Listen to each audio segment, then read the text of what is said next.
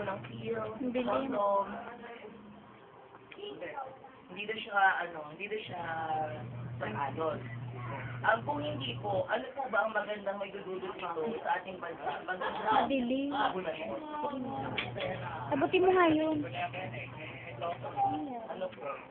Pag ginamit niyang aritikil na yan, walang araw, mawawala ng taxi sa tao. Voice na lang, di ko kaya i-record. Tapos, Dadating ako matatang ko konti lang. Marami pa natatang mawala. Dadating ko ang bata. Natang ko konti pa yun. gusto niyo po ba yun o ayaw niyo po? Ayaw niyo.